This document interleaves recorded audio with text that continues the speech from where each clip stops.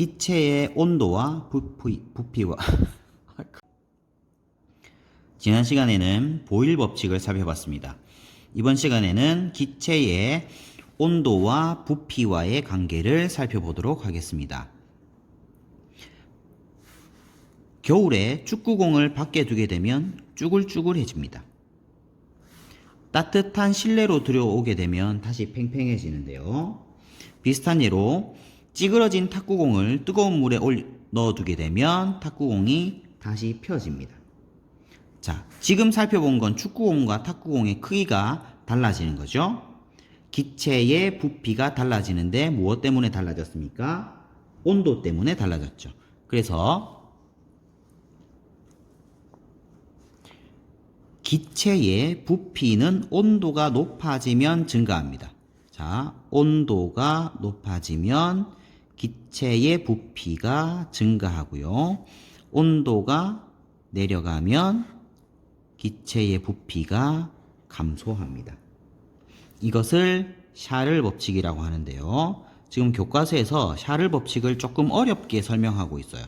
자, 그래서 요거보다 조금 더 쉽게 가보도록 하겠습니다.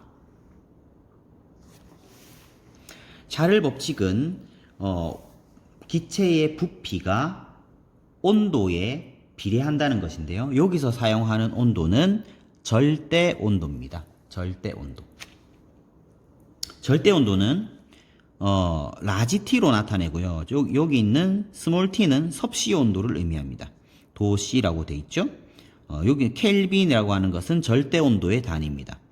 섭씨 온도와 절대 온도는 섭씨 온도에다가 273을 더해주면 절대 온도가 됩니다.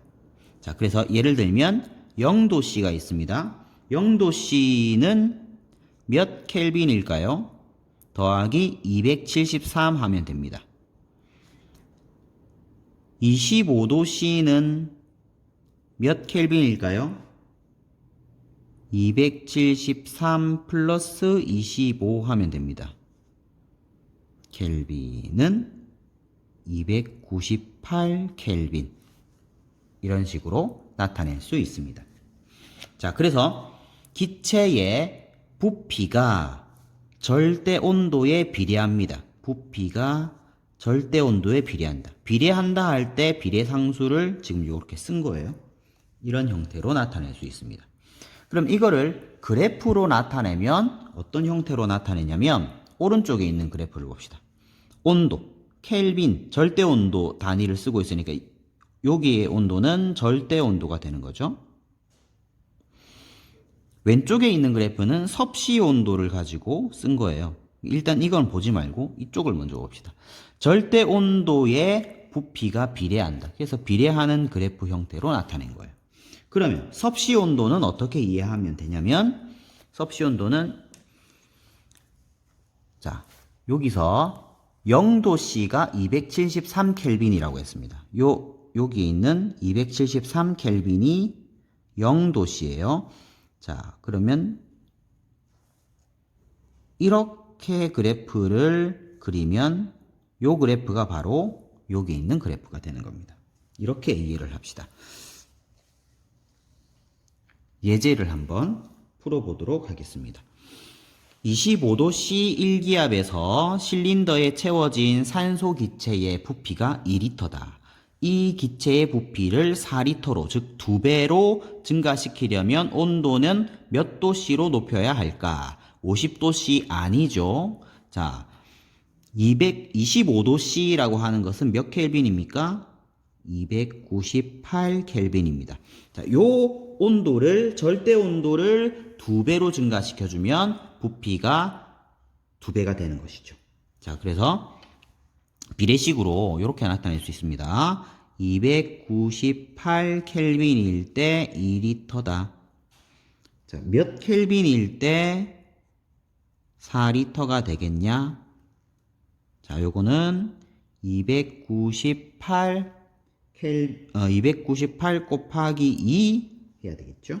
그래서 596 켈빈이다. 596 켈빈인데 몇 도씨로 높여야 될까 했으니까 여기서 빼기 273을 해주면 되겠죠? 273은 323도씨가 답이 되겠습니다. 이런 식으로 절대 온도를 이용해서 샤를 법칙을 바로 이해하면 훨씬 이해하기가 쉬울 것 같습니다. 이번에는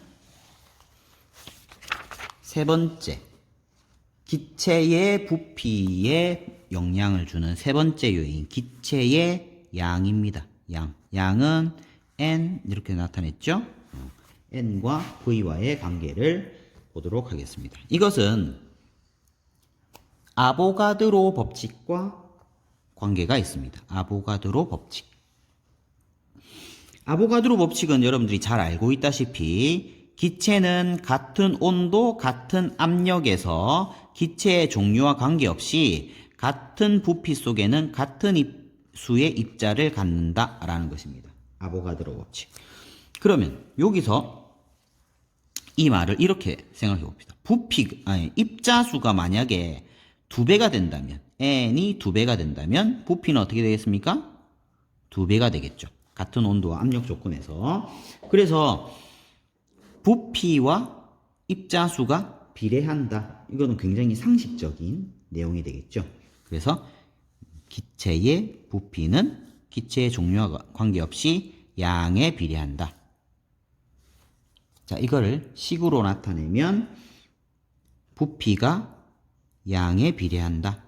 자, 역시 비례상수 K를 써서 이런 형태로 나타낸 것입니다. 여기도 예제를 한번 풀어봅시다. 0도씨 1기압에서 실린더에 채워진 A몰의 질소기체 부피가 10리터였습니다. 이 기체를 40리터로 증가시키려면 질소기체를 얼마나 더 넣어야 되느냐? 자, 얘를 40리터로 늘리겠답니다. 그러면 총 몇 몰이 있어야 됩니까? 4배. 여기도 4배. 그래서 4A몰이 필요한 거죠. 자, 그러면 얼마를 추가해야 되나요? 더 채워야 되나? 3A몰을 더 채워야 되겠죠. 아주 쉽습니다, 이거는. 앞에서 세 가지 법칙을 살펴봤는데 이를 종합해 보도록 하겠습니다. 자, 보일 법칙을 지난 시간에 살펴봤죠? 보일 법칙은 부피가 압력에 반비례한다는 것이었습니다. 샤를 법칙은 부피가 절대 온도에 비례한다는 것이었고요.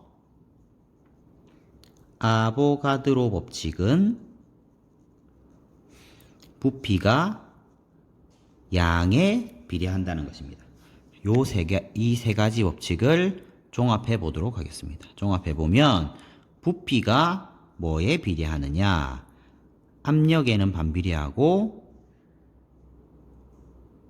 양에는 비례하고 절대 온도에도 비례한다. 이런 형태로 나타낼 수가 있죠. 자, 여기에도 비례상수 K를 써가지고 쓰면 이렇게 쓰여집니다.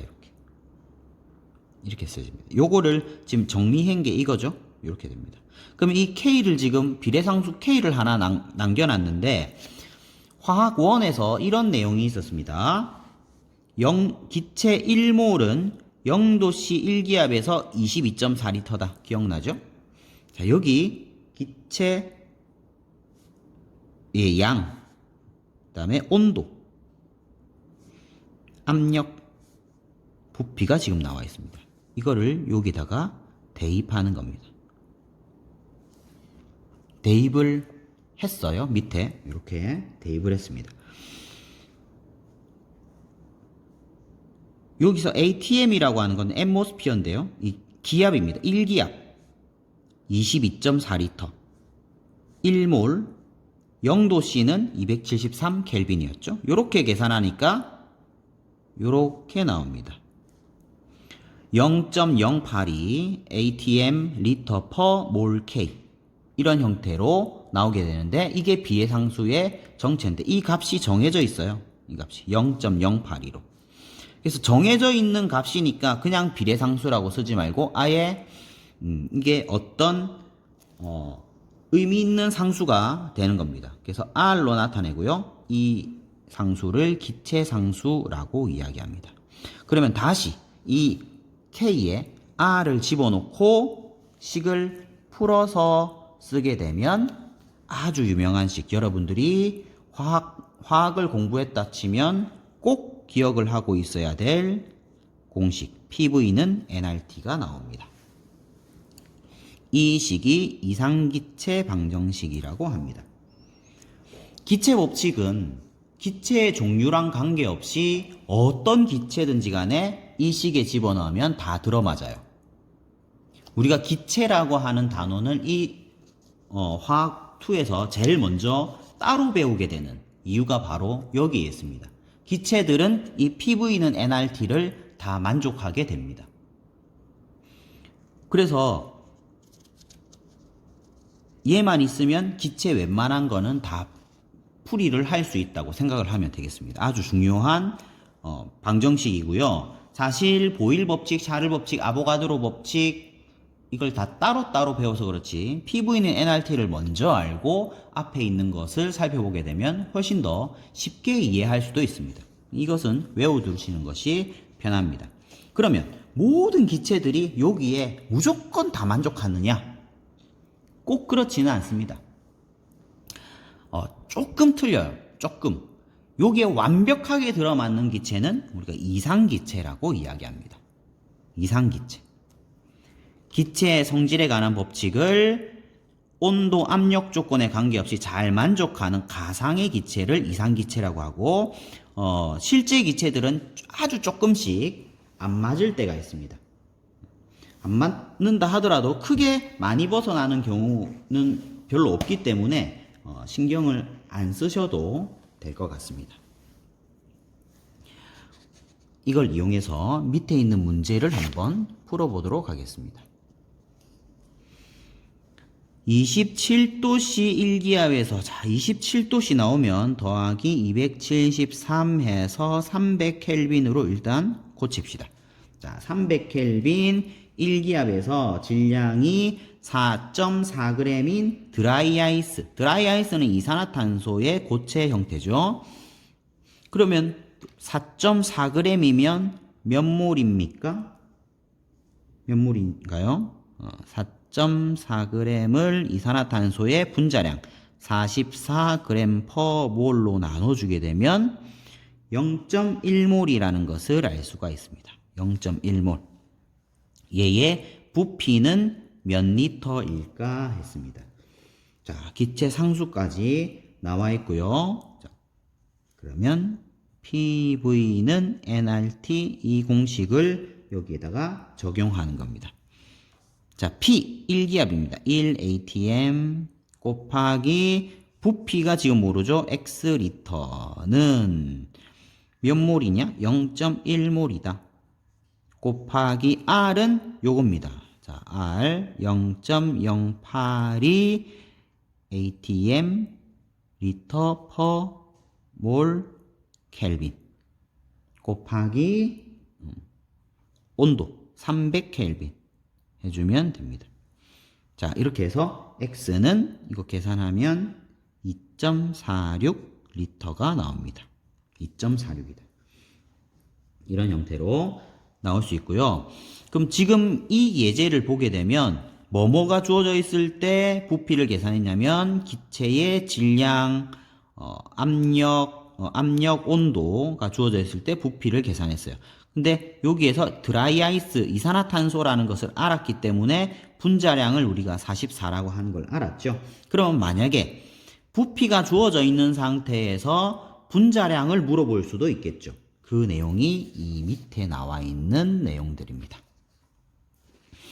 PV는 nRT의 이 n, 기체의 양은 질량 Wg이 주어져 있으면 분자량으로 나누어서 계산이 가능하죠. n은 m분의 W. 요거를 n에다가 집어넣은 공식이 이 밑에 있는 공식입니다. 다시 PV는 nRT와 N은 m분의 W 요거를 합친 공식이 이 공식입니다. 이 공식을 여러분들한테 외우라고 하고 싶진 않아요. 그걸 정리한 이 공식도 마찬가지입니다. 이런 걸 외우려고 하면 좀 헷갈릴 때가 있어요. 그래서 꼭 여러분들이 기억해야 될 공식은 PV는 nRT다. 이거는 화학원에서 나온 공식이죠. 그래서 이미 다 알고 있는 걸 가지고 이렇게 유도했다고 생각할 수가 있습니다. 아무튼 기체의 질량, 부피, 온도, 압력을 알면 분자량을 구할 수가 있습니다. 자, 예, 한번 구해보도록 하겠습니다. 자, 21페이지에 나와 있는 예제입니다. 어떤 기체? 1리터가 있고요. 이 기체 질량이 1.8g입니다. 25도씨의 1기압입니다. 자, R이 주어져 있습니다. 자, 요거 PV는 nRT를 써서 합시다. 자, 압력은 1기압이다. 1atm 곱하기 부피는 1리터다. 지금 이 몇 몰인지가 안 나와 있죠? 몇 몰인지 모르겠는데 0.082 곱하기 온도는 25도씨니까 298 켈빈이다. 이렇게 해주면 몇 몰인가요? 자, 0.082 곱하기 298분의 1이 되겠죠? 0.082 곱하기 298분의 1몰이다. 그런데 이게 자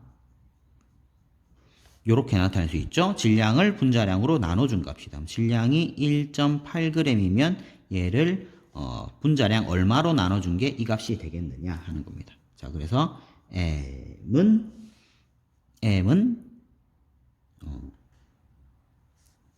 1.8에다가 이걸 곱해주면 되죠.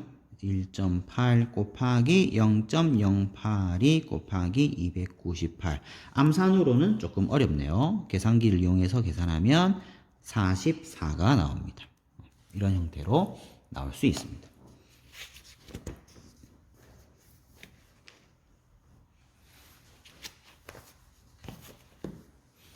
자, 지금 PV는 nRT가 나오기까지 보일 법칙, 샤를 법칙, 아보가드로 법칙을 이용해서 PV는 nRT를 유도하는 것, 그리고 그걸 이용해서 기체에 적용하기, 분자량 계산하기까지 살펴봤습니다. 오늘 수업은 여기까지 하겠습니다.